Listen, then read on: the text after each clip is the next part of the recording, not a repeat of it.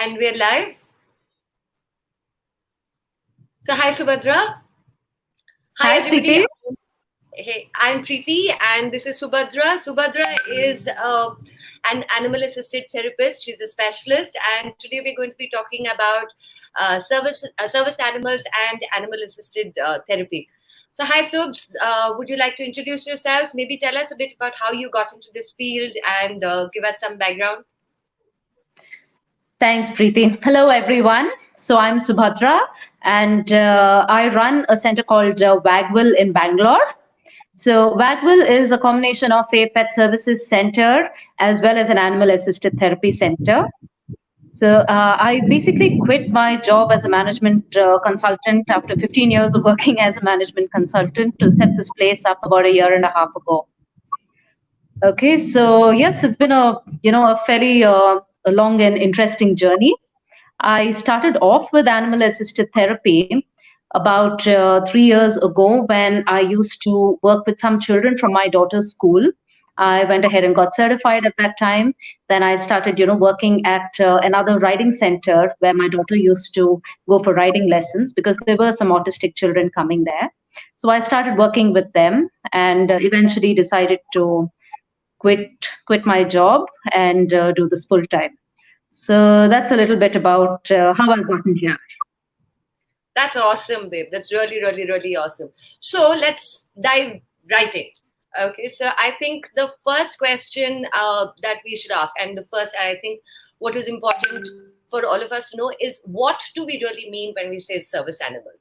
I think, there is so much of misconception and around service animals. We call them therapy animals. I myself made that mistake while I was talking to you, but then we know very clearly that therapy is actually just a subset of what we call service animals. So how about you tell us what are service animals, and let's go from there.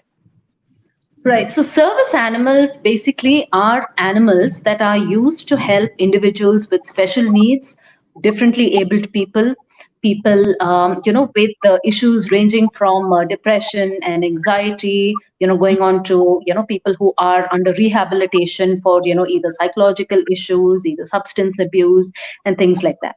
So service animals is, one umbrella term that is used for all of these animals, and it's not necessarily restricted to dogs only. Okay, so therapy dogs, like you mentioned, are, at least in India, are the one type of service animals that people are a little more aware of. Okay, whereas there are myriad of animals actually. So therapy dogs is one. Okay, then we have what are called emotional support animals. So there are, people who might, for example, be afraid of flying or be afraid of, staying alone. And, when I say afraid, it's not, just afraid of a plane, taking off or, just, uncomfortable with living alone or something like that. But people whose, level of discomfort can go to panic levels. All right. So there is something called emotional support animals that basically, help these kind of people get over their issues and comfort them in, times where they can, tend to get panicky. Then you have guide dogs, which I'm sure. It could also be people, let's say people who have a fear of going out in public and an animal is helping them. It's like a moral support boost, right? Yes, absolutely. Absolutely. Yeah. So in terms of, therapy dogs and emotional support animals, or I wouldn't say just therapy dogs, but therapy animals in general. Okay, there we will, get into, therapy animals a little more in detail, but, at a high level, it's scientifically proven that, being along with animals boosts a lot of, different chemicals in your brain and, in your body, the happy hormones, in generic terms. All right. And that's what gives the feel good factor, gives the comfort factor. That's why you have, these terms used, therapy and emotional support. Then going beyond these.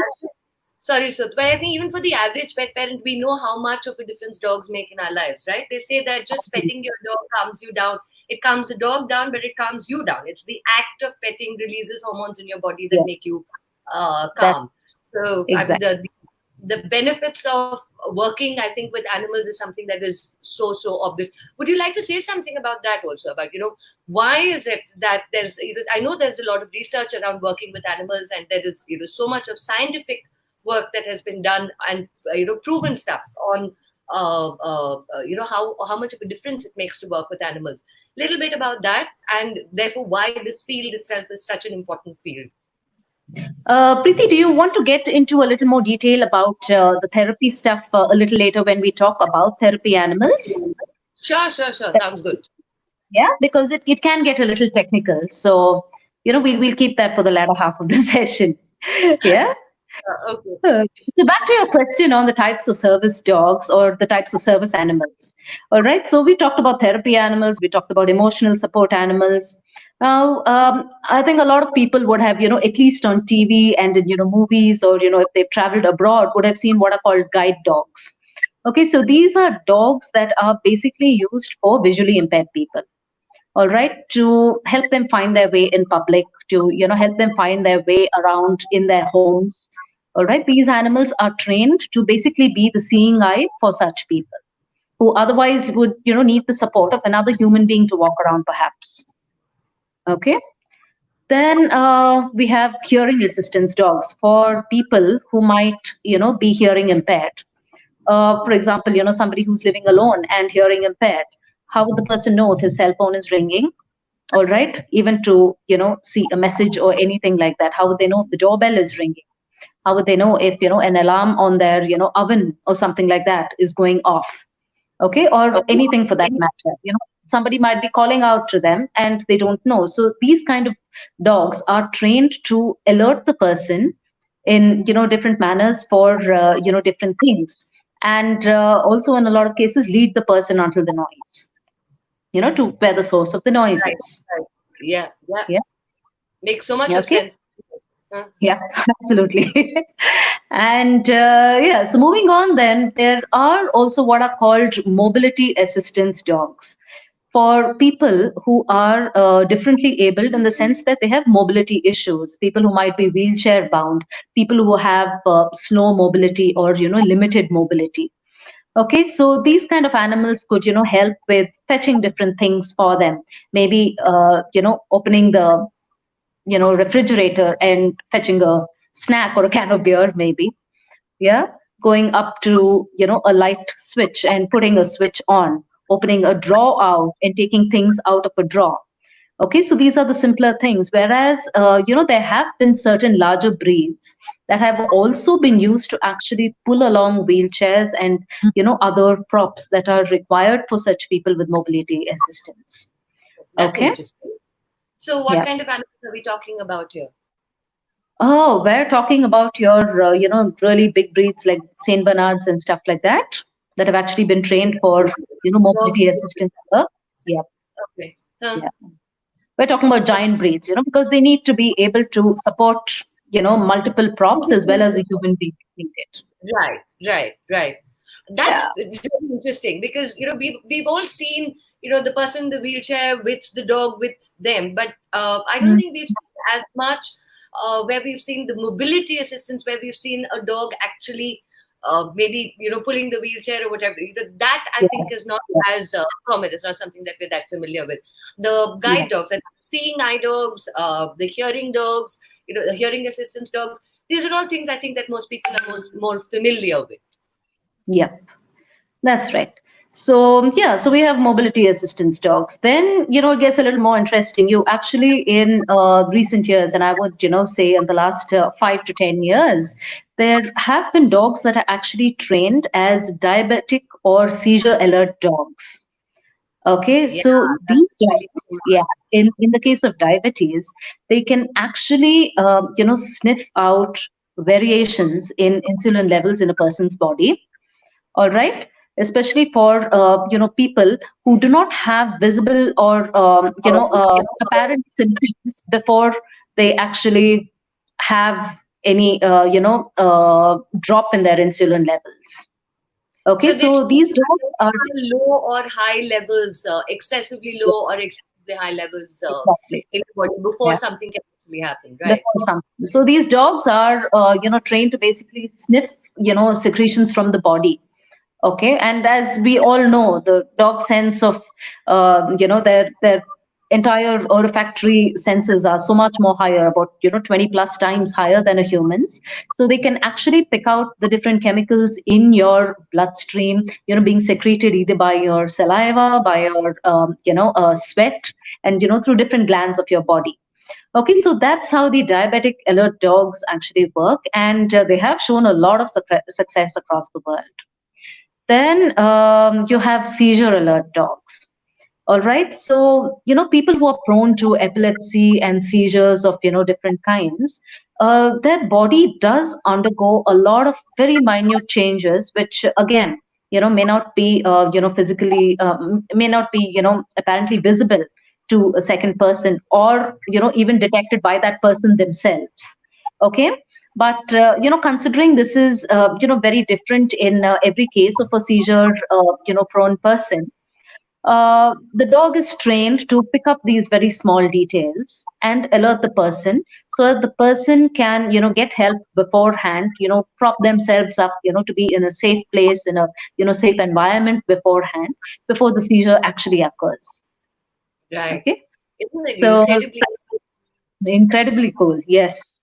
And then, one of the latest things again are allergen alert dogs. Again, Oh, used, they've been, trained and being used again over the last, I'd say, again, 5 to 10 years, mostly in the US, a good deal, also in Europe and stuff.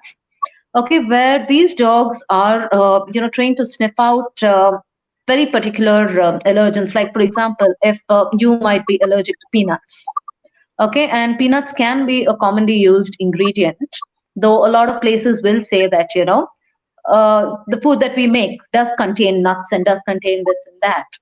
Now, what can happen is, when, certain processed items are used in food, even the restaurant may not know that the processed item would have had peanuts, which could be extremely allergic to, a person could be extremely allergic to even traces of it. right. Okay. Right. So again, going back to, a dog's sense of smell, they have been trained to actually pick out even those minute traces of, these allergens, and alert a person before the person eats it. Of course, the person has to allow the dog to sniff it first and then alert the person. But, somebody with such extreme allergies would, take would not take the chance and would allow the dog to do it if he had an allergen, you Basically, I know. mean, if you look at it, they are working in practically every field, right? Or practically in every area. We've talked about mobility assistance. We've talked about guide, seeing eye dogs. We've talked about hearing. We've talked about diabetes. So, in medical areas as well as in maybe actual physical areas. And we've also, what you're saying is that to a large extent, we're seeing that these are dogs that are trained in specific ways to do certain things. But I'd like to move away a little bit from that, and I'd like you to talk about a little bit about other animals that are also being used in therapy. Now, for example, you work with horses, right? Hippotherapy, equine Yes. therapy. Now, give us a little bit of insight on how that part of it works. Yeah, so when it comes to therapy animals, there are actually, again, a real huge range of animals that have been used. Okay, of course, the most common are, dogs and horses. Dogs mostly, for people with psychological related issues or autism. Okay, so people with autism, people with, emotional issues, depression, stress, anxiety, learning disorders, learning issues, slow learners. For those kind of things, there have been dogs that have been used, but not only dogs, but also cats, rabbits, hamsters. I've known of, somebody in the US who uses snakes, Wow, birds. I mean, you're name it. kidding. So again, yeah, I'm not kidding.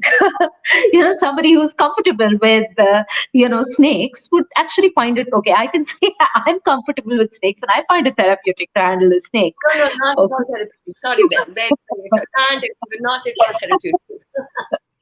Thank Yeah. you. So yeah, with respect to, psychological related issues, a lot of these animals are used. Okay, and they're used in, multiple ways. One is, if a person has, issues with, making connections with other humans, basically somebody who's in a shell. All right, it's connecting with an animal is, a barrier that's very easily, dropped. Okay, people might feel extremely conscious to interact with another human being, but animals are pretty much viewed as, non-judgmental.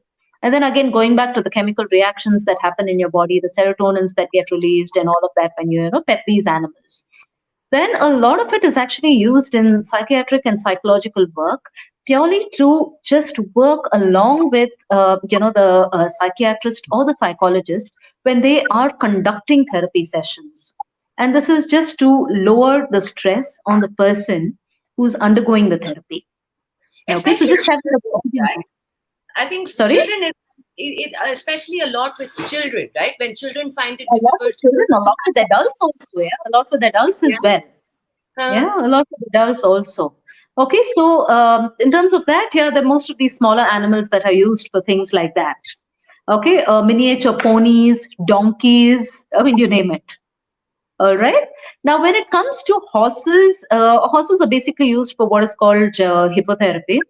Now, hippotherapy, hippo in Greek is, the word for horse. So that's where the word hippotherapy comes. We do not use hippopotamuses as yet. All right. So, yeah. And how it works with hippotherapy is, again, it's been scientifically proven that, movement on the horseback has a lot of physical and neurological benefits on the human body.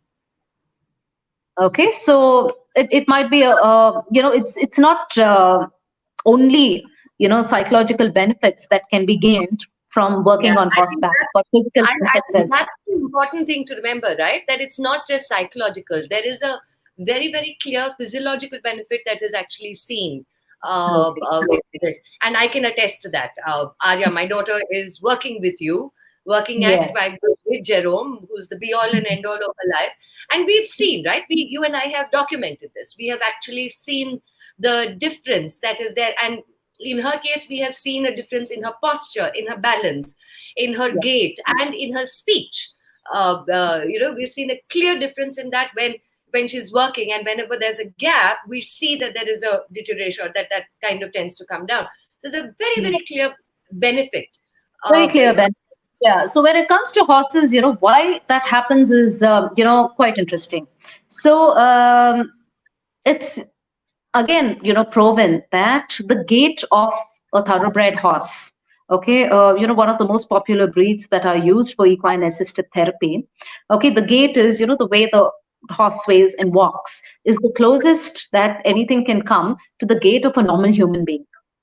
Okay, so just being seated on the horse and walking along actually, twist the spine in the way that a normal, human body would move. And so that the gait of the horse eventually, yeah, for somebody who has issues with the gait, yeah, it actually transfers onto the person. Okay, then again, with respect to autistic individuals, a lot of autistic individuals have proprioception issues, and that would basically mean like for a normal person like you or me, if I saw a football and I would know that if I lifted my leg and kicked, basically hit the ball with my leg, the ball would move. Okay, so I know that me controlling the movement of my leg would get the ball to move from point A to point B. All right, whereas that ability does not exist, that consciousness of body does not always exist, or does not exist to the level it does in a normal human being and a lot of autistic individuals. So right. again, movement on horseback combined with certain physio exercises, all right, which is pretty much what hippotherapy is about, actually helps develop the sense of proprioception. Okay, and another very interesting thing to know is we have a lot of vestibules in our upper body, and again, a lot of autistic and even cerebral palsy, people afflicted by cerebral palsy as well have a lot of speech issues, and that is because of these vestibules in the body. All right, so again, the movement on horseback actually helps with opening up a lot of these vestibular issues, and then aids in whatever speech therapy the person is already undergoing.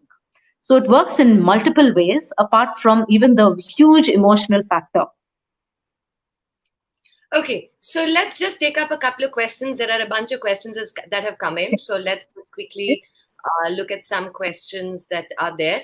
So Sandeep asks whether only dogs are used. Is Are service animals limited to dogs?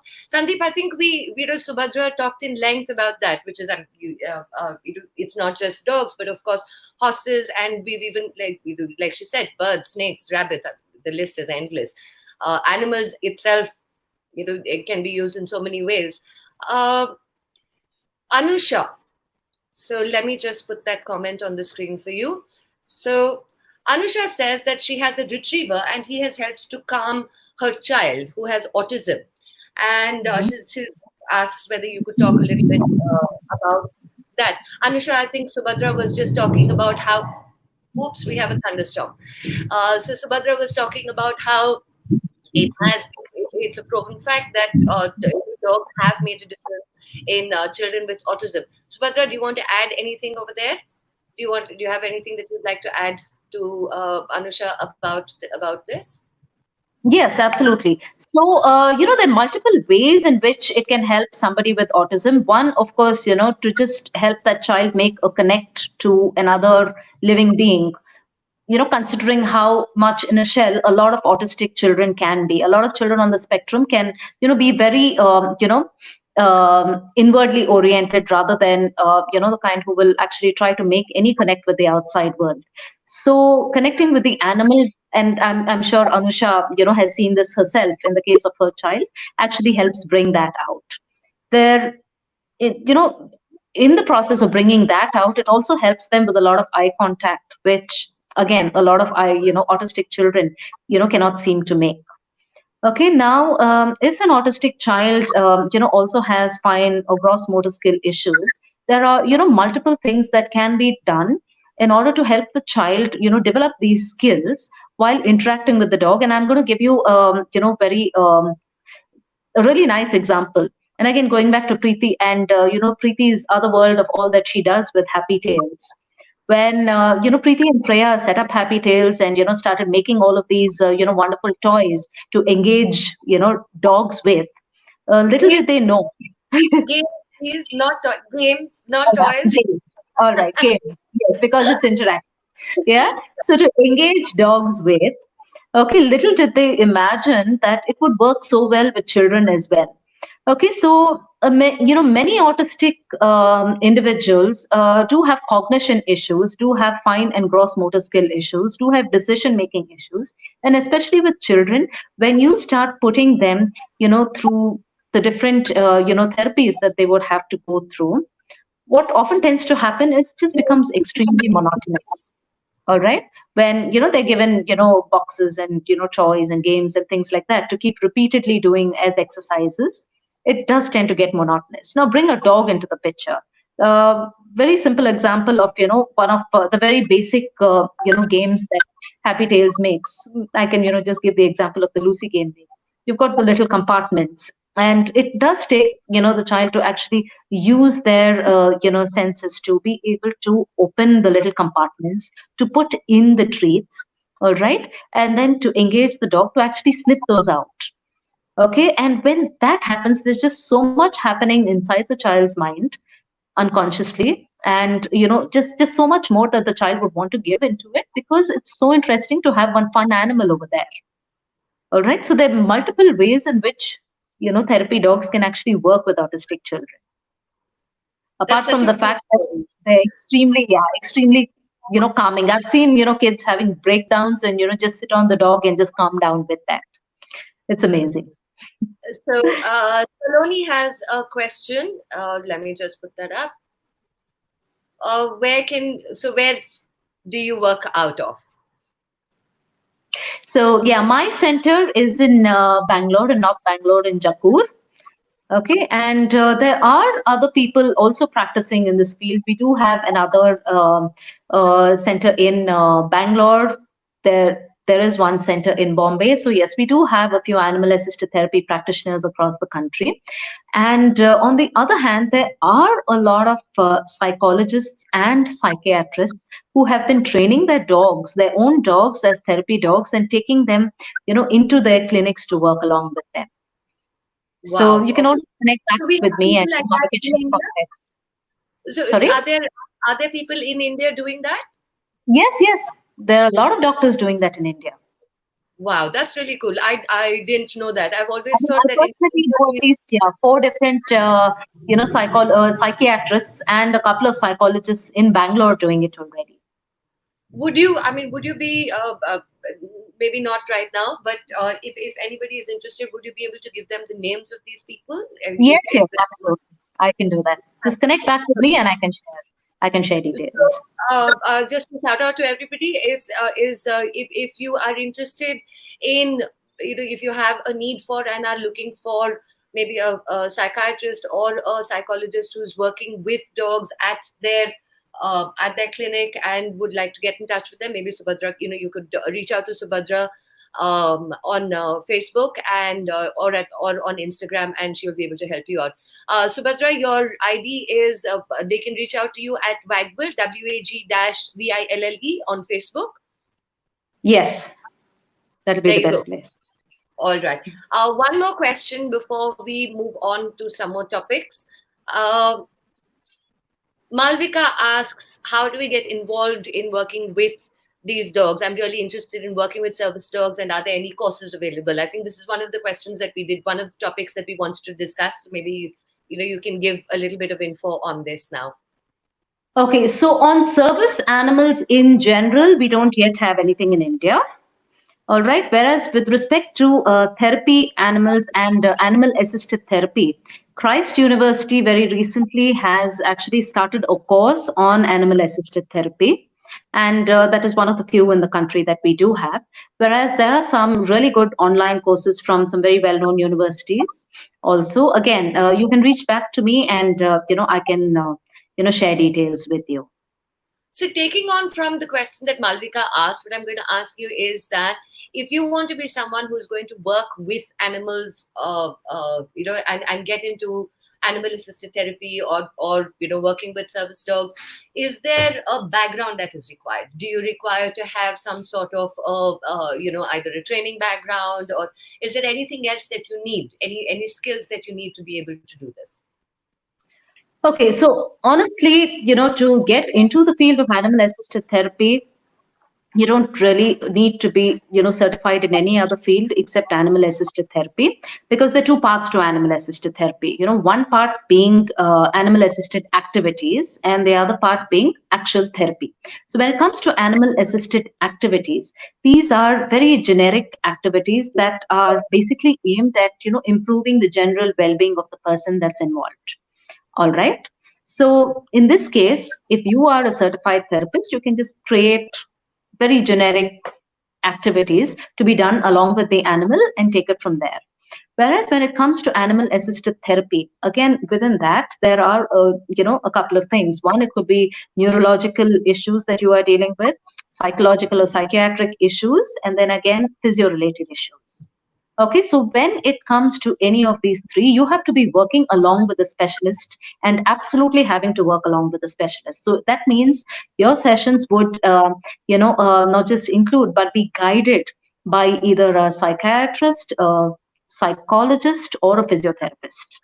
Okay, or in certain cases, if required, even some amount of direction from a neurologist. How cool is that? Right. So So, it is yeah. possible, right? Yeah. So, So in that sense, yeah, one can go ahead question. and sorry, go ahead, Preeti. No, no, no. I was just asking Malvika if that answered her question and whether she wanted any more details on that. You said, so the person at Christ University is Professor Unnati, right? Yes, we have Professor Unnati, and that's within the psychology department. And yeah, I will get back to you with exact details, and I can also kind of share Professor Unnati's contact with you. All right. Now, the other question that I'm getting back to our main topic of conversation, we were talking about service animals, animal assisted therapy. In India, are service animals recognized by the government? I There think is that's a question absolutely no recognition. Yeah, there is no recognition of any kind with respect to service animals at all in India at the moment, and we are hoping this will change soon. There is a lot of awareness being done. There are some plans about reaching out to government organizations as well as the medical fraternity as well to kind of get somewhere with this in the near future. But yes, at the moment there isn't anything. But I think you can always stay tuned and connect back with me. I should be able to give you more updates. I think the other part of this that needs to be addressed is that given that we're living in an environment in India where this is very much in the nascent stage, right? Animal, service animals or working with either whether it's horses or dogs or whatever, the animal assisted therapy or therapy animals itself is such a new nascent concept, and it's not necessarily accepted by the world at large. So there are obviously so many questions that parents have around it, and one of the, I think, the big things is that if the government doesn't recognize it, how much value does it have? Can I actually have a dog, like for example, let's say that my child is autistic and this dog is providing a very important service for him, for by calming him down. Now this is only going to work if I can take my dog out, or take the dog and the child out with me together. So when I'm taking my child out, I need to be able to take the dog with me to be able to keep the child calm. But are we going to be allowed into public spaces? Are we going to be allowed into people's homes? Are we going to be allowed into various places? Will I be able to walk down the street, with the dog and the child? And how do we kind of work around that? Now, I mean, your thoughts. I have a few thoughts on it, but before I say it, I thought I'd like, why don't Yeah, you so kind again, of? like you said, it is a very very at a very nascent stage in India. The awareness is very very low among the general public, and you'll be surprised to know that the awareness in India is the highest amongst the population of the parents of special needs individuals, more than doctors, more than government organizations. So doctors seem to be aware because they are aware that these things happen abroad. All right. On the other hand, they because they do not get into anything beyond their immediate practice, they are not aware of these organizations even existing in India. Okay, which then again goes on to the government side of it, where the awareness is zero. I mean, beyond the Veterinary Council of India, and the animal husbandry departments, which only deal with health of animals and health and basic, very very basic welfare of animals, there is very very little awareness about this. So for us as well as a whole lot of other people who are in this field at the moment, or trying to or hope to get into this field in the future, I think this will be one real area that we all have to work on together to build I this think awareness and challenge, recognition. right? So yeah. Yeah, you can study, you can do all of that, you can train the animals, you can get the animal home, but I think working with the government and getting recognition, I think, is really the biggest challenge that people in this field have Yeah. coming up for them. The other thing that I think I would add to that is that yes, there are challenges. There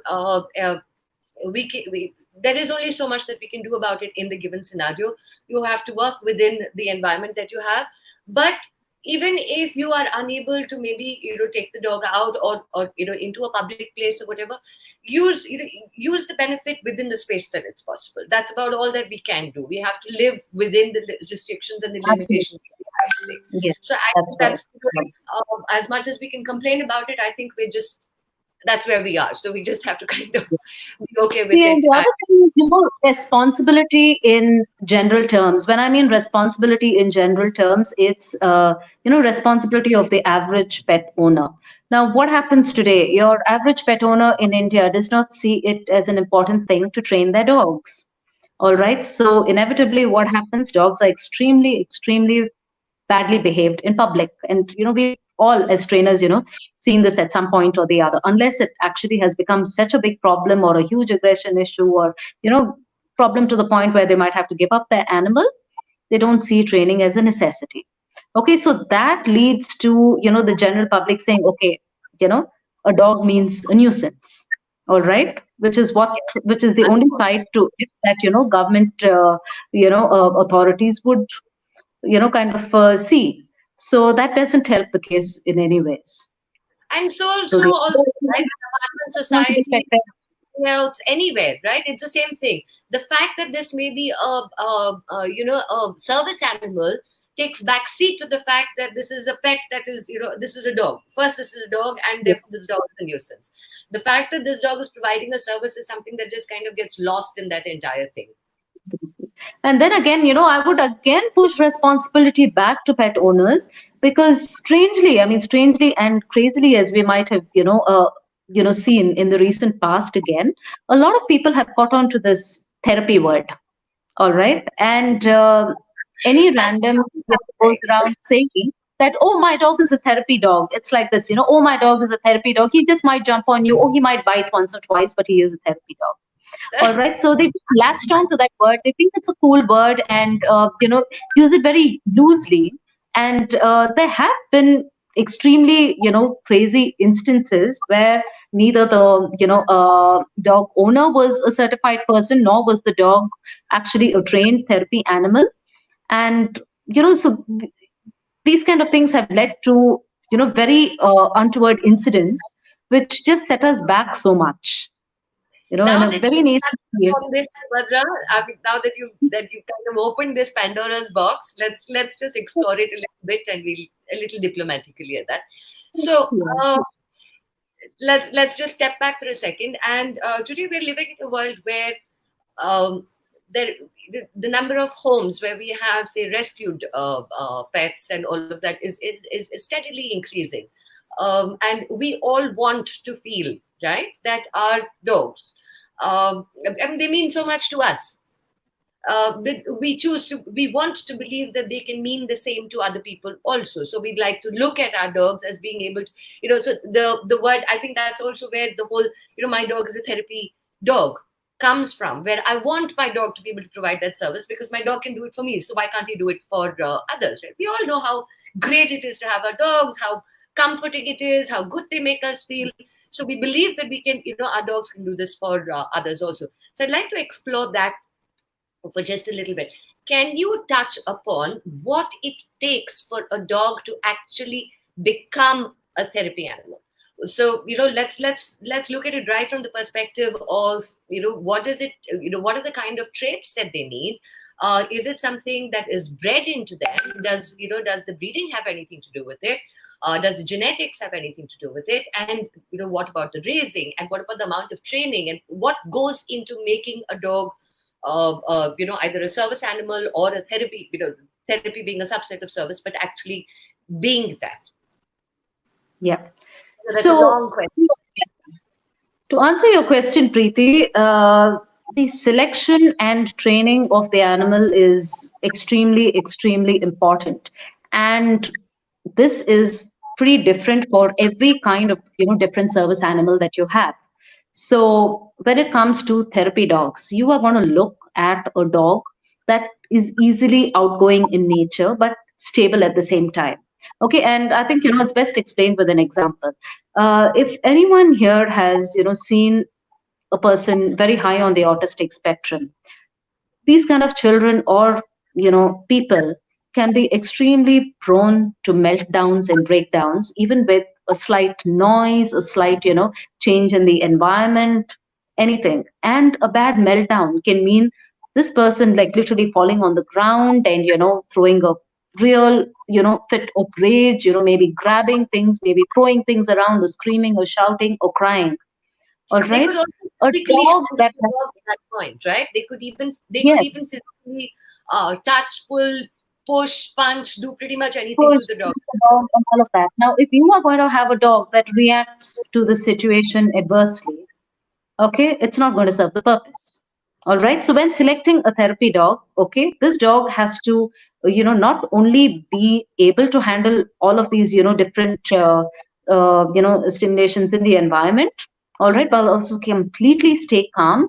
And that is what, would ensure the success of actually being able to calm that person down, right? On the other hand, when it comes to, let's say, a mobility assistance dog. Now, this is a dog for a person who has limited mobility. This dog might be required to carry things a lot, around in their mouth. Okay, maybe fetch a mobile phone, all right, fetch bag of snacks or something like that, pull open drawers, basically be able to maybe carry a lot of things. So this dog has to be a dog that you know has the capacity and enjoys carrying things in their mouth without damaging the object. Now, what kind of an animal, what kind of a dog would come to mind then? All A right. gun. Immediately anyone would think, yeah, a retriever of some kind, right? Because these dogs are, yeah, these gun dogs and retrievers have been bred with these qualities. They have the bite inhibition. All right. They've been bred for that. Okay. They've been bred to go and retrieve things. Okay. And they enjoy doing those things without damaging the objects or the animals that they were initially bred to retrieve. All right. So And these are the fetching things that you go comes to so selecting. naturally to them, right? Fetching It is comes something entirely natural. you come back. So, as a trainer, yeah, as a trainer, I would say that any dog can be trained to do anything. All right. It's just about time and effort. All right. But when it is something that already naturally comes to an animal, it makes the entire process so much easier. You're not forcing the dog to learn something that it does not enjoy doing. I mean, these dogs need to enjoy their role, right? So there are multiple steps in, how to select the appropriate dog to actually getting this dog to work. And it starts with first making the right selection of the animal. So in terms of therapy dogs, I would go ahead to say that practically any animal can be a therapy dog as long as it passes certain temperament assessments that of course have to be run by professionals, but it needs to pass these temperament assessments. I mean, to the point that there have been people who've trained indies, and quite a few of them, right here in India as therapy animals. Okay. Whereas on the other hand, yeah, when you're looking at Can you talk a little bit about this certification? So, what you're talking about, what you're saying is that yes, any dog can become a therapy animal. It's not about breed. Maybe for specific types of service jobs, maybe some breeds would do better. Some breeds yeah, maybe not as much. But yeah, uh, that's what I get to. Yeah. Okay. but Whereas on the other hand, yeah, sorry, go ahead. I lost you, Preeti. no, as I was saying that the certification, this whole thing that you're talking about, which is the whole certification bit. Now we discussed earlier the whole certification of somebody who wants to work in this field, which is if you want to become an animal assisted therapist or whatever, there is there are the Christ College course, there are what is possible. Maybe you can look at online courses, but what about the animal itself? Is there a Yeah. way to certify that? So at the moment, again, there isn't a way to certify them in India, which is publicly recognized or which is recognized by the government, and which is again something that we have to get to. Whereas there are organizations, international organizations that do these certifications. Pet Partners is one. There are a couple of UK-based organizations as well, which do have assessors who either travel to the country or a couple of assessors who actually live in India and who can certify dogs for this.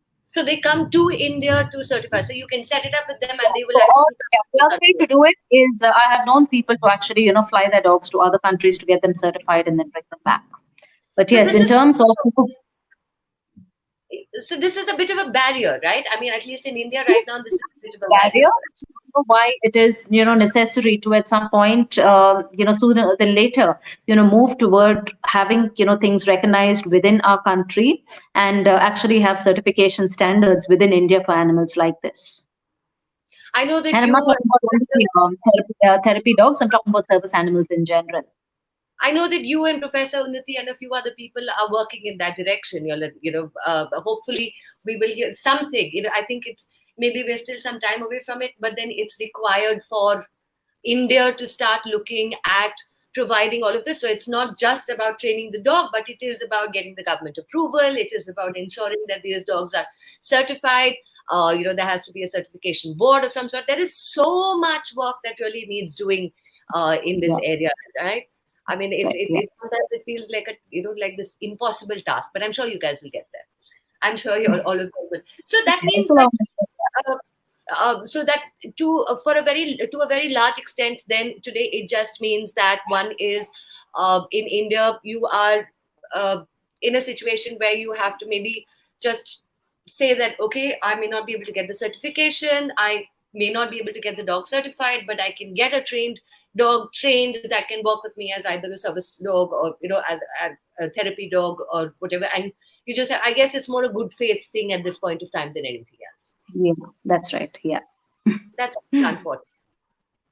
Yeah, that is unfortunate, but yes, it's one direction to be working in, right? So yeah, so speaking in the same on the lines of how a dog actually becomes a working service dog. So one part is just the selection. So this is again a very interesting thing to see. Not only are you going to look at the appropriate kind of dog, but a lot goes into the selection in the sense that it is perhaps necessary, not perhaps, I mean it is absolutely imperative, considering the amount of effort and time and cost that goes into training these animals.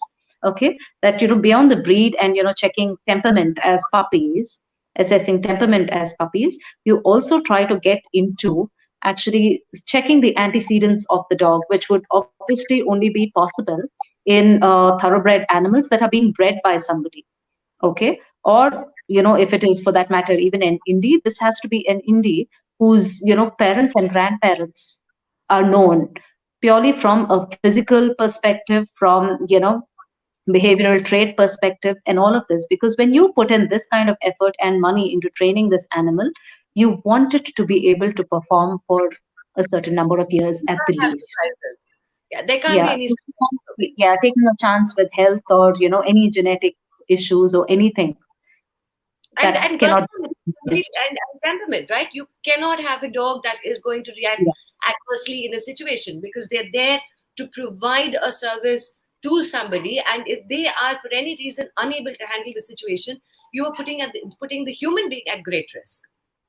absolutely. So temperament testing is not only done at the selection point, it is also done post the training period. Okay, because that would show, whether the dog has undergone any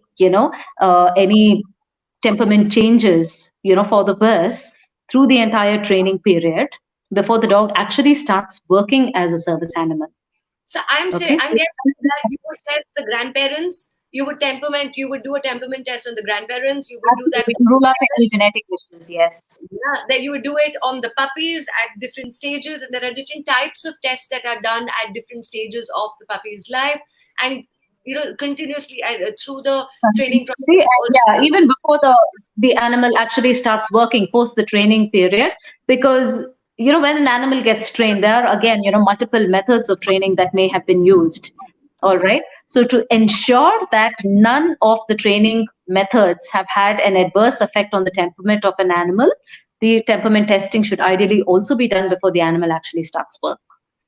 Yeah, this also, providing this job can be quite stressful. Just looking at it from the dog's perspective, it is a rather stressful thing for them too, right? They're taking on a lot of your stress. They're taking, whether it's physical, whether it's emotional, whether it's mental, they're actually taking on a lot from the human being. So I would think that it also requires a dog with a very strong will. Absolutely.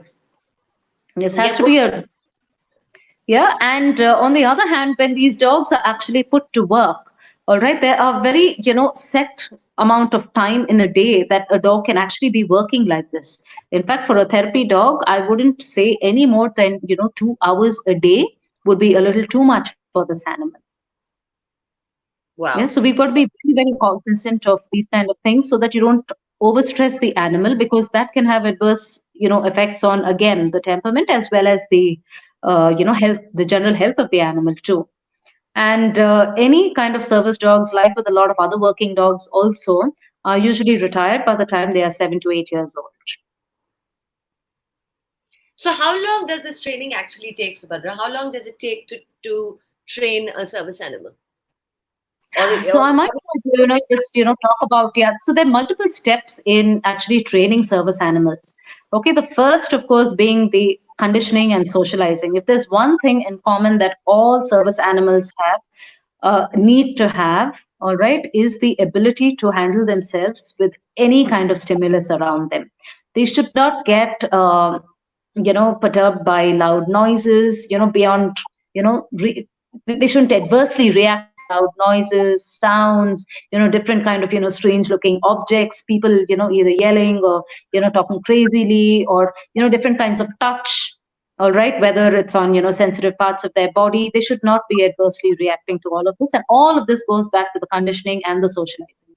In fact, abroad where service animals are actually bred for the work that they do, they are handled in a way that would make them comfortable with any kind of human touch, like literally since a few hours after they are born. Okay, so there, the programs are so detailed, the training programs are so detailed as to what kind of stimuli these puppies are exposed to literally from the time that they are born, so that they get so comfortable with working with human beings, and with different things around them, with different kinds of stimuli around them, because these are not dogs that are going to be only working inside a room or a clinic. They are going to be exposed outside for so many different things. Okay, so the conditioning and socializing is something that can start, or ideally should start, at that age and would go on throughout the training period.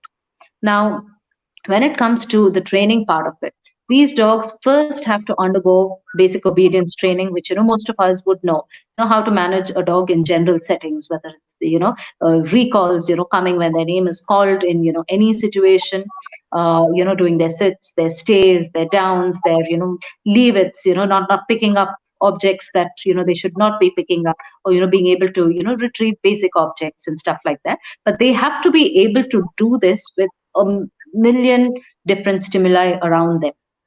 Okay, so that's the level of basic obedience. Now, once basic obedience is done, there's something called public access training. Now, public access training is required because these dogs have to get out in public spaces. All right, and this goes across the board for practically all service dogs. When I mean public spaces, it could mean a restaurant, a theater, out on the street. And an Indian street is, the busiest street that you can ever get. An Indian public space is as noisy, as full of all the interesting stimuli from noises, sounds, smells, everything possible. Yeah. How does this dog get in and out of a vehicle? Okay, is your dog just going to, jump out like a hooligan in the middle of the road if you have to, get him off your car? Or, is he trained to wait for a command before he steps out of the car? And similarly, is he trained to, wait before you ask him to jump into the car? All right. So, I mean, is this dog going to react adversely if he's sitting under a restaurant table and, somebody accidentally steps on his tail? All right. So these are the different things that go into public access training, all the things that are necessary for this dog to actually be like you know, do the things expected of a human being, to that level when out in public. All right. Now, once the basic, sorry, go ahead. A year back, my husband and I were in Prague, and we were at a pub. Okay, this noisy, crazy, absolutely mad, smoky, incredibly loud Irish pub. You can imagine what an Irish pub is like. And there was this, there were these set of people who were sitting next to us at the next table. There's just a foot between the tables. And we didn't realize for a while that there was actually a dog under their table. And suddenly the dog moved, and I was like, oh my God. And there was this big, shaggy, beautiful dog. It was a mix. I don't remember the exact combination. And I started chatting with her. And I was asking her, like, why would you bring him here? I mean, this is like so crazy. And I'm just impressed at how calm this dog is. And she had actually been training him for therapy work. So he was a puppy. He was just an 8-month-old puppy. And I was just flabbergasted at how amazing this 8-month-old puppy was. Okay, he was going to schools, no work unsupervised, but he was going to schools by then. He was going to various places with her. He was doing all of these things because he was getting ready to be a service dog. And, so her routine every day was, okay, we will do a bus ride, we will do a tram ride, we will do this, we will do that. She had a very, very, very clear set of tasks that she used to perform with that dog every day to get that dog ready for the work. And she was saying that it could take up to a year for her to get this dog ready to actually be able to work, independently, or to be able to work in this area at all. So that, I mean, I thought that was so incredible. And, I wonder how much of it we'll actually be able to do over here. Also, the other thing is that I don't think people realize the level of work that goes into it. You're talking about basic obedience. Uh, Yeah. as pet parents, and we are all guilty of it, including me. Okay, that my dogs know how to do a sit and a down and a come? Sure, they do. Do they do it every time? No. Do I care about it? Not really. But the moment that you say that your dog is going to be a service animal or is going to be a therapy dog, obedience becomes the foundation on which you work. That you can never say that my dog did not come when I called him. It cannot be 1 out of 10 times. Also 10 out of 10 times, 100 out of 100 times, the dog has to perform the command or has to do what is asked of it. Without that, you simply cannot rely on this animal. Yeah, I mean, Absolutely. yeah. So yeah, I Totally. mean, I Entirely. interrupted. So that's the level of conditioning and socializing that's required, for this animal. So it's, I often get this question, why can't we use our dogs from, the shelters for work like this? Okay. And it just goes back to the amount of conditioning and socializing that's required. Yes, a newborn puppy or something like that could be used. But before I select a therapy animal from a shelter, I know a friend of mine who's actually, gone through almost 100+ dogs before being able to select four, from shelters. Because what happens is they are exposed to a lot of negative stimuli, in their, lives before they actually get adopted. Okay, so it's not as straightforward as no, you cannot use a dog from a shelter. Practically any dog can be used for anything, like I said, as long as their temperament assessments are passed. So, I'll put it as simply as that. So give us some examples. So Salone is asking whether you could give us some of your experiences with therapy dogs. Tell us about some of the cases that you've had and how things have gone. So I have Peaches here in front of me, and Peaches has an extremely interesting story. All right, she is, one of the, few animals who've been, lucky to be where she is as a therapy animal. She's basically gone through almost three foster homes before coming to us. So she, was probably owned by somebody, we don't know who. She was abandoned outside a veterinary hospital, and then picked up by one foster who took her in, and she went through two or three different fosters after that, after we ended up adopting her. Now she wasn't entirely adopted with the idea of using her as a therapy dog in mind. She was adopted as a pet. Well, we did put her through assessment tests, and hyper as she was, as a 4-month-old puppy when she came to us, she flew through the temperament assessments with flying colors. That's where her training started. She's 2 years old now and has started working with people. And it's been a really long journey, in terms of her training and all of that. Initially, she was extremely averse to a whole lot of loud noises, and we don't know what association she must have made up. But it took us that long to actually, keep conditioning her to being able to manage loud noises, calm her down in such situations, and all of that, along with, all of the other therapy dog training that she's undergone. And she's come to a point where she has, again, been very, very good with assessment tests now and ready for work. So she's actually been working with, a few special needs schools, and a lot of special needs children who come for outings and day trips to our center here in Bangalore.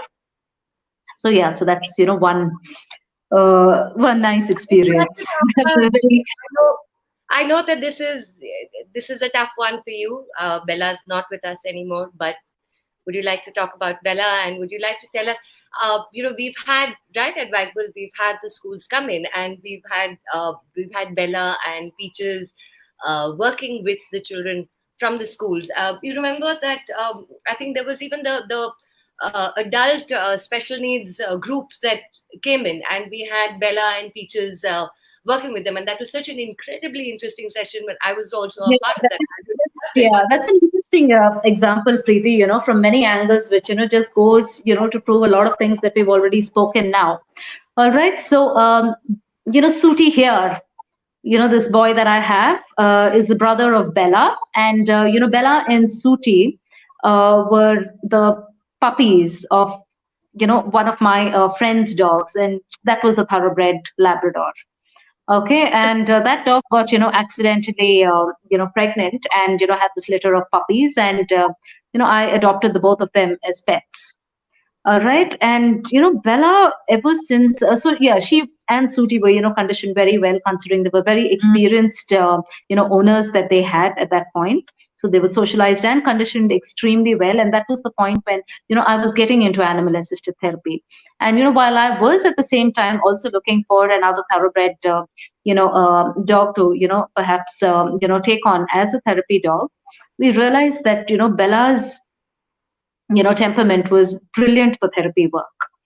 We started training her up with it. I mean, a lot of people also, spoke about Suti, but, just his crazy appearance tends to, scare a few people. He looks like a miniature Great Dane, but, Bella looked very much like a thoroughbred lab herself. Yeah, so she went through, about a year of training and started working all the way from there and, did a brilliant, brilliant job. I mean, there are, still people who, text me asking, how is Bella? And, very sadly, I have to tell them that, we very tragically lost her about 3 months ago. And, with all of this work that, we had put in and all of the work done and, all of that, we did not realize that Bella and Suti actually have, a genetic issue. Bella was born with, a heart defect, which was literally, went undetected until the day that she died. And true enough, Suti also kind of, showed, symptoms of the same, though it's not as pronounced as Bella was. But yes, with all of the work put in and all the work and all the bonding that, we had created with that animal.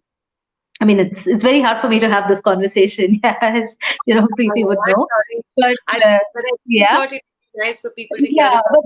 but that just goes to prove, how important it is, okay, to even take into account health and genetics and all of this before you actually start working with an animal. Okay, And so, one thing I'm going to add there is that when you're working with an animal, when you have a dog that is a working dog, and in this case, these are pure working dogs, right? These are dogs that provide a very, very critical service. It's not as not to in any way denigrate or put down the fact, anybody who has a pet and loses a pet. But here you're losing not just a pet and it's not just an emotional bonding, but you are losing a working animal that you have put, a year plus of work into, to make yes, that dog and to do all of that. And it is absolutely. such a big hit to work to lose a It, working animal. yeah, it's a huge hit, and to me, it was not only extremely difficult for me to come to terms with, but imagine the kind of children that I was working with. So these are children who already have issues that they are dealing with, and the animal is trying to help them come over these issues. Okay, especially so in the case of but in that manner, all kinds of service dogs make these kind of connects with the people that they work with. And for that person, an animal that means so much to them, all right? Losing that animal is really, really way more than, even I can imagine. So that's why it's absolutely important to look into all of these factors before selecting an animal for any kind of service work. Yeah. So we were talking about, the steps in, training, all of these animals, and we spoke about basic obedience and public access training. Now, the most important thing that comes after these two levels of training is the specific task training. Okay. And that would be training the animal to actually do what it needs to do for the specific person that it's going to work along with. Okay, so I'll give you another example here. I recently, had a case of, a young man who had reached out to me, 25, 26 year old boy who, has an issue with, what he says was central vision. So he has no central vision. He has peripheral vision, but no central vision, to the point that, if he drops his mobile phone, or, he drops his wallet, he cannot, immediately see it. All right. And, he would need help with finding that. When he's walking on a road, he kind of Right? finds, gradients, or, slight steps on the road, or, ditches, difficult to gauge. So he needs an animal that will warn him of it, before he, stumbles or falls. So these animals, after going through public access and, basic obedience training, have to be trained on these specific tasks. So back to your question, Preeti, as to how long such training can take. It can take anywhere from 6 months to at least a year of Yeah, I complete remember this. hands-on training. Yeah. Yeah, in his case, you also went through a lot of effort trying to find the right puppy for him, right? I mean, there was this whole thing of, we have to check the genetics, we have to check the health, we have to check Yes, so yes, many things before we yeah, can say, okay, this dog. And we did, right? We went to see so yeah, many puppies, and we went, yeah, to check whether any of them would work for him. Of course, that turned out a yeah, little different, that aside, but it's it's such a big responsibility, right, to make sure that yeah. it's the right dog. Absolutely. Yeah. So, and these are the reasons why, one has to be so careful with this, you know. So that's why, to anyone who, does intend on, training up any service dog in the future, or owning a service dog, I would say, please do not ignore any part of this entire process. It, like in the case of Bella, with health, like in, many other cases where you go through a lot of training and then realize that, the temperament, may not be appropriate for the kind of work the dog has to do, or maybe the breed of the dog may not be appropriate for the kind of work it has to do, is pointless. So you have to go through all of these things. So, Subhadra, we are almost at time. So, before we do go off live, is there anything that you'd like to add? Anything more that you'd like to say? uh well, yeah, I think, when it comes to, service animals, I've, kind of, spoken about that in detail. I think we haven't had a chance to speak too much about, therapy dogs, or, I think there were, some questions that I had about hippotherapy earlier, before I started the session. So, anyone who has any questions around, how horses are worked in this entire thing, well, if we have a minute, I can, just talk about, how horses Go are, ahead. selected and worked as well. Yeah. Go ahead. Go ahead. Go ahead. Yeah, so just the same as, there is so much that goes into selecting an appropriate animal, when it comes to dogs as service dogs. The same thing, applies to horses as well. It is temperament and health that's also checked. So temperament, from again, various angles, this animal. So horses are very, very different to dogs in that sense. Horses literally have an almost 360-degree view. Okay, which means a lot of horses can get extremely jumpy with, people standing behind them, people standing next to them, objects, moving around them. Okay, and a whole lot of things. So all of these things are, checked before one actually selects a horse for any kind of hippotherapy work. Apart from the fact that, the horse has to be in like peak condition of health. All right, the horse, should not, have been a horse that was let off work, which, would usually mean, race course work in India, or riding school work for any health related issues, because the gait of the horse, apart from, other health aspects, as we had spoken about with respect to service dogs, the gait of the horse is extremely important. So everything to do with, the health and the, mobility and, the structure of their legs and muscles and everything has to be assessed very, very carefully. All right. Apart from that, horses go through a lot of conditioning themselves, and constant conditioning. So, for a horse, the conditioning doesn't stop with the end of a training period. It is constant conditioning. Okay. So as it goes in India, horses are, bred a great deal for, racing, and inevitably, the horses that are available, for the kind of work that we do with hippotherapy are schooling horses, which are usually retired race horses. Okay, so these horses Karan have to, himself is a you know, retired race horse, right? yes, he's a retired race horse. Yeah, so these horses have to, be almost retrained to working in a schooling environment. Okay, and then also conditioned a great deal to be working with special needs people. All right. So, to the point where, some of the things that I've done in the past, because, we use a lot of props with horses and, children while doing hippotherapy. It would mean, one of the exercises, for example, is having a child move around on horseback and, develop their sense of balance by, taking basketballs and throwing it into basketball nets while moving on horseback, or, pegging cones on poles while moving on horseback. Okay. So when I said, a horse has almost 360-degree vision, okay, some horses can be extremely unnerved by, these different objects moving around. All right. So I would actually, stand with, one of my boys, and, both of us would stand on either side of Jerome and, throw balls across him to ensure that he's not reacting adversely. Yeah. So those are the kind of things that we have to do. Apart from the fact that, yes, horses are a lot of work. They need a lot of exercise and conditioning practically every day. Yeah, we So had yeah. trouble handling like a 20 kg dog. I'm trying to imagine this Yeah, a 500 kg animal. 500 plus kg animal. Yes. So it's not as easy as just walking your, a 25 kg Labrador. Yeah. Yeah, I think that requires some serious discipline and some, like a very, very clear work with the animal, a very, very Yeah. disciplined Apart work. from that, yeah, horses are extremely, what do I say, delicate as well. Extremely delicate as compared to, dogs or cats. So they require 24/7 monitoring and, care right across the time with somebody who knows how to deal with them.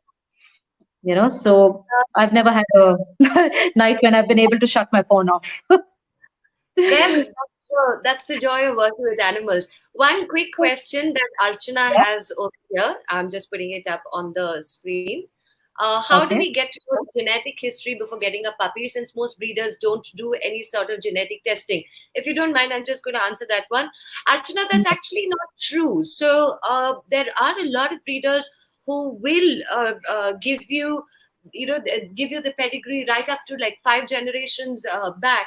So when we talk about choosing an animal to work in a service, to be in the service space, this is what we mean, that you have to pick very, very, very carefully. So you do have to look for the dog, and you do have to look for the breeder who's going to give you all of that.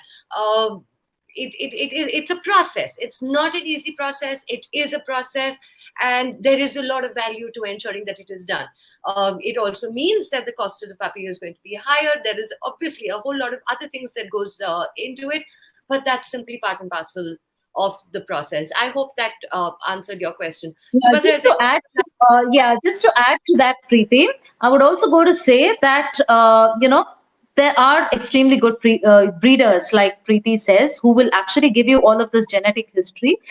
But these breeders also have to be the kind who will help with a great deal of the conditioning and socializing, because you cannot be taking that puppy over away from its mother and its litter until it's at least 60 days old. But there is a lot of work that has to happen in those first 60 days. Okay, Yes. so a good, sensible breeder would be very helpful in actually running all of this conditioning and socializing at that point. So we're technically talking about a breeder who really knows how to manage his dogs. Yeah, somebody who knows the breed, who understands his breed thoroughly, who who's really clued in on how to raise the puppies, and is willing to work with maybe you, or willing to work with the person who's kind of selecting the puppy to ensure that all of the boxes are ticked. So yeah, it's definitely possible. I don't think that we Yeah, live in an so the environment difficult that. part, the difficult part is we don't have too many such breeders in India, but then the good part is that we do have some. Exactly. Yes, we That do is, have. It's yeah. not that we don't have. We definitely have people like that in the Indian environment. So yes, it's Yeah. doable. Yes, Yeah, Archana so if saying anyone thank requires to, get across to any such breeders, please connect back with either Preeti or me.